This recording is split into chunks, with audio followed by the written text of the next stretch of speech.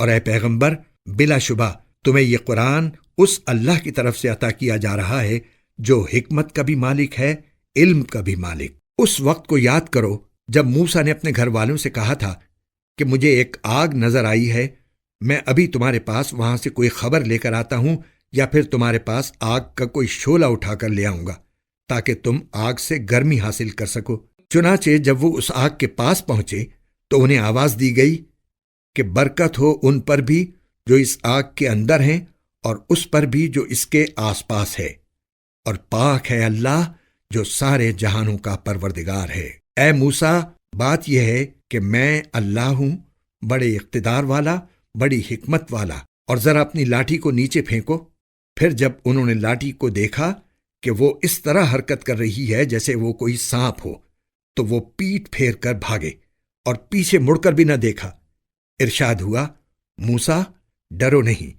جن کو پیغمبر بنایا جاتا ہے ان کو میرے حضور کوئی اندیشہ نہیں ہوتا،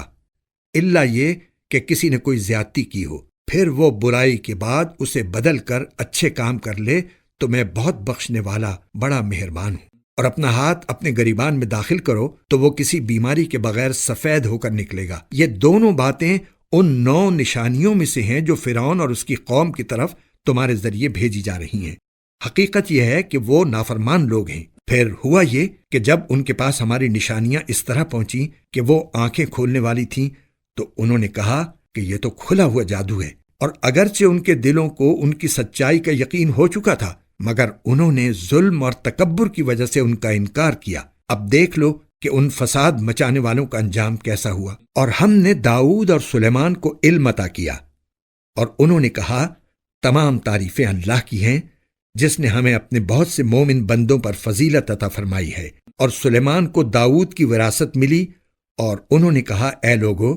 ہمیں پرندوں کی بولی سکھائی گئی ہے اور ہمیں ہر ضرورت کی چیز عطا کی گئی ہے، یقیناً یہ اللہ تعالیٰ کا کھلا ہوا فضل ہے۔ اور سلیمان کے لیے ان کے سارے لشکر جمع کر دیے گئے تھے جو جنات، انسانوں اور پرندوں پر مشتمل تھے، کہ انہیں قابو میں رکھا جاتا تھا، یہاں تک کہ ایک دن جب یہ سب چیونٹیوں کی وادی میں پہنچے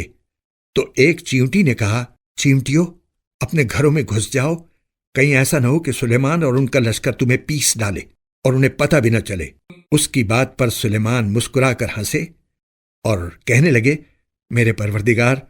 مجھے اس بات کا پابند بنا دیجئے کہ میں ان نعمتوں کا شکر ادا کروں جو آپ نے مجھے اور میرے والدین کو عطا فرمائی ہیں، اور وہ نیک عمل کروں جو آپ کو پسند ہو، اور اپنی رحمت سے مجھے اپنے نیک بندوں میں شامل فرما لیجئے۔